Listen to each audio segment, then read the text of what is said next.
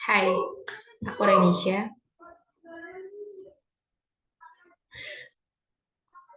Oke, aku karena batal kelas hari ini, jadi nggak ada jadwal kuliah. Jadi aku kepikiran untuk membacakan ulang narasi cerpen yang aku buat di tahun 2019, di mana itu adalah periode awal aku masih belajar nulis dan ya masih pemula lah. Oke, mungkin bisa aku mulai ya. Sebentar. Oke, karena biar nggak sunyi banget. Karena kos sebelah itu lagi direnovasi dan mungkin ada suara-suara yang masuk. Jadi ya harap maklum. Oke, aku play musik ya biar lebih agak santai. Lagu Komang. Jadi di beberapa bulan yang lalu lagu Komang ini benar-benar hits. Oke, judulnya itu adalah Utuh. Uh, Oke, aku mulai ya. Bisa guys. Cuy, perang. Hai, wanita pelacur. Piring yang sejak tadi terduduk di meja seketika terlontar ke lantai. Botol dengan bau alkohol pekat tepat menghantam pelipis ibu muda berbadan dua itu. Bapak naik hitam di bawah kendali minuman keras. Tingkahnya brutal. Kamu mau saya makan sampah ini? Mata bapak melotot sambil terus membersihkan lidahnya yang kosong dengan sapu tangan. Enak aja memberiku makanan murahan ini, ucap bapak sambil meludah dan menginjak-injak makanan itu. Dasar laki-laki brengsek, maksud kamu apa? Sambil melempar gelas yang berisi anggur. Ibu tersurut emosi dengan tangan mengepal dan giginya gemetar. Patahkan rokok yang dihisapnya, kemudian pergi entah kemana. Darah segar pun masih bercucuran dari pelipisnya. Ibu pulang saat matahari merangsek naik. Masih dengan suasana yang sama, ibu membuka tirai aroma nikotin dan alkohol berbaur dengan dinginnya dinding apartemen mereka. Hiruk-pikuk khas kota metropolitan langsung menghampiri mata sayunya. Ibu menghela nafas berat dan melihat bapak yang tergeletak di sofa dengan menggenggam botol alkohol di tangannya. Ibu berlalu mulai membereskan tugas rumah. Langkahnya berhati-hati dengan kandungan yang tinggal beberapa minggu. Ring. Benturan lantai dengan botol alkohol mengejutkan ibu. Laki-laki itu berjalan gontai dan sekali menabrak furniture di sekitarnya. Bapak melirik acuh pada ibu. Help me! Teriak nyaring mengaduh adik. Ibu menggema di setiap ruangan, memekakan telinga, perutnya melilit hebat dengan air ketuban dan darah berceceran di lantai. Bau anyir mulai menyeruak. Bangun, ayo ke rumah sakit. Jawab dingin laki-laki sialan itu. Prak, prak, prak. Dentuman tongkat baseball menghantam pintu. Ibu memelukku erat. Air mata ibu sesekali menetes. Aku bingung apa yang sebenarnya terjadi dengan keluarga ini. Ruangan terasa dingin dan sunyi.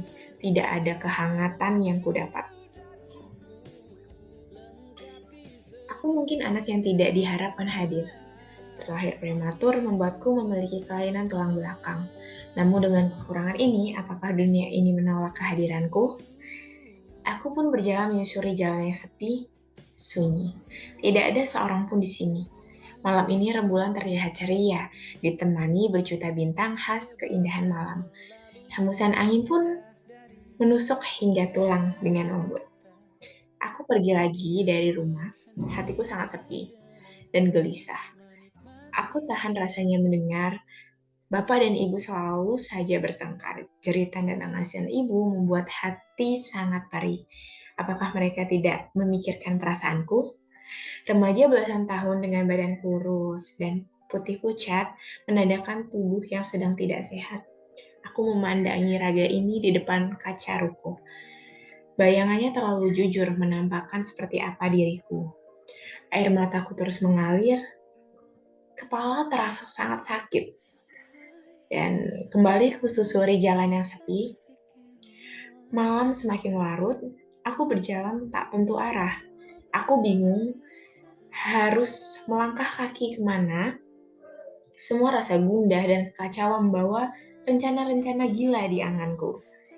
Aku mulai melangkah maju, kali ini posisiku benar-benar berada di bibir jembatan layang. Selangkah lagi, tubuh ini akan membentur beton di dasar jembatan. Aku menarik nafas panjang dan menghembuskannya dengan perlahan. Ini akhir ceritaku, bisikku perlahan dan melangkah. Tiba-tiba leherku terlilit, tercengkram dengan kuat dan tubuhku terpelanting ke belakang, hingga aku jatuh tersungkur. Rupanya seseorang telah sigap menarik bajuku dengan kuat. Sial, apa yang kau lakukan? Mengapa kau menolongku? Teriakku pada orang tersebut. Aku benci orang lemah seperti dirimu. Jembatan bukan tempat untuk menyelesaikan masalah. Selesaikan masalahmu, mengakhiri hidup bukan solusi terbaik. Suara orang tersebut meninggi. Aku kaget bukan main. Aku hanya bisa diam sementara pikiranku berlarian entah kemana. Pulanglah sekarang juga. Orang tersebut menghardikku dengan buku yang dipegangnya. Aku tersentak, kemudian berlari menjauhinya.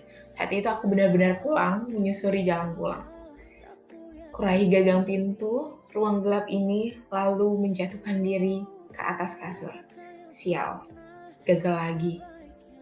Untuk sekian kalinya, aku mendengar alunan rintihan oleh wanita itu.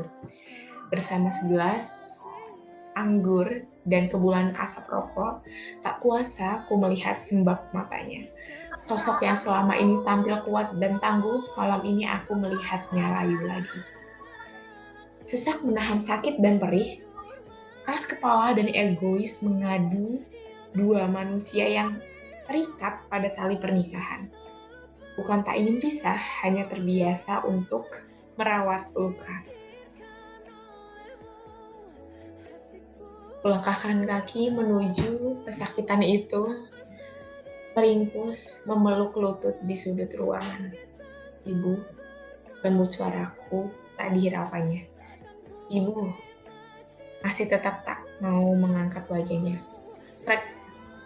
Seseorang meraih gagang pintu dan dibuka perlahan olehnya. Pandangannya terpaku melihat seseorang yang saat ini ada di hadapanku. Laki-laki itu melempar surat cerai untuk ibu. Tergambar jelas raut wajah geramku menyambut kedatangannya. Dadaku sesak menahan air mata yang tak bisa lagi kubendung. Sesal memendam harap yang telah berdebu, menyisakan rasa perih dan luka yang membusuk. Semuanya kini telah sirna. Namun, ibu coba bertahan, berharap Bapak bisa menjadi sosok baik yang seutuhnya. Upaya ibu ternyata nihil. Aku sangat terkejut ketika aku terdiam kaku. Suara ketukan pena mengalihkan situasi. Tak ada gunanya mempertahankan suasana dan sesuatu yang jelas-jelas hancur. Ibu mendatangani kertas bermaterai di hadapannya, kemudian membasahi kertas itu dengan anggur yang tersisa di gelasnya. Ini adalah akhir cerita kita, kata-kata ibu dengan membungkamnya. Ibu meraih pergelangan tanganku. Aku rasa nyeri, genggamannya sangat kuat. Napasku tersengal mengikuti langkah cepat ibu. Dengan mobilnya, ibu melesat mengalahkan kecepatan cahaya. Aku duduk tertunduk di sebelahnya. Entah sudah berapa lama kami di perjalanan, jelasnya sudah sangat lama. Hari sudah semakin gelap. Sembarut fajar menghilang berganti dengan sinar lemburan dan gugus bintang. Aku memandangi jalanan, tatapanku kosong, lemparkan ke arah bahu jalan. Entah akan dibawa kemana aku ini, tak kunjung sampai tempat tujuan. Bu, ucapku ririh. Ibu, aku mendapat tatapan tajam darinya. Aku hanya diam. Aku bingung, aku harus bersikap seperti apa. Mengapa Tuhan menetapkan aku di posisi sulit seperti ini? Tuhan, tolong bantu aku. Ibu kenapa cerai? Bulir air mataku disadari oleh ibu. Nafas beratnya terdengar jelas olehku. Khawatir merasak dadaku. Laju mobil semakin kencang, namun gerakannya semakin tak karuan. Tut, tut, tut. Suara kereta api menjerit-jerit memekakan telinga. Ibu menerobos palang kereta api. Entah apa yang dipikirkan ibu, ku dengar jelas suara orang yang berteriak agar mobil kami menghindar. Aku melihat jelas kereta yang semakin mendekat, lama semakin mendekat. Gerbong kereta api menabrak dengan hebat, kemudian tiba-tiba semua menjadi gelap, hitam. Tidak! Seketika seseorang dari kejauhan menyingkap kerumunan warga dan wartawan yang berdatangan. Garis polisi telah membentangi tempat kejadian perkara. Korban melalui tahap autopsi di rumah sakit. Laki-laki itu membeku. Tatapannya kosong. Dalam kecelakaan ini, 2 korban meninggal dan mobil mengalami kerusakan parah. Berita kecelakaan ini naik ke berbagai media komunikasi, televisi, media sosial, radio, surat kabar juga. Hari-harinya disuguhi oleh berita yang sama, belum lagi cibiran dari keluarga dan tetangga. Andai kalian tahu, aku sangat menyesal telah mengacuhkan orang-orang yang sangat berarti di hidupku. Perkenankanlah aku memperbaiki semuanya, memperbaiki yang tidak utuh. Gumam laki-laki berjanggut putih itu. Laki-laki itu tokoh bapak dalam cerita ini. Oke, jadi itu narasi yang aku buat waktu tahun 2019. Masih banyak typo ternyata. Dan oke, alhamdulillahnya ini melalui tahap editing dan saat ini sudah diterbitkan saat tahun 2020 di satu media penerbit di Pelangi Media, di mana itu adalah satu kumpulan atau antologi cerpen dari project satu tim aku gitu. Jadi ya gimana ya, perlu banyak yang belajar dari tulisan aku di awal ini dan masih perlu banyak dievaluasi pun sampai saat ini. Oke, jadi yang bisa dipelajari dari ini ya hargai semua momen yang dihadapi yang saat ini terjadi karena barangkali di masa yang akan datang kita akan menyesal kenapa kita terlalu menyia-nyiakan momen itu. Itu sih. Ya enggak? Oke, mungkin ini akhir dari kegabutan aku. Mungkin next bakal bacain hasil cerpen aku di lebih awal lagi. Jadi ini sebenarnya cerpen yang kedua yang aku ajuin ke penerbit, satu media penerbit, dan ada cerpen pertama lagi. Nah, mungkin next kesempatan bakalan aku bedah lagi dan ya sudah deh. Bye-bye. Sampai jumpa kapan-kapan lagi. See you in another side.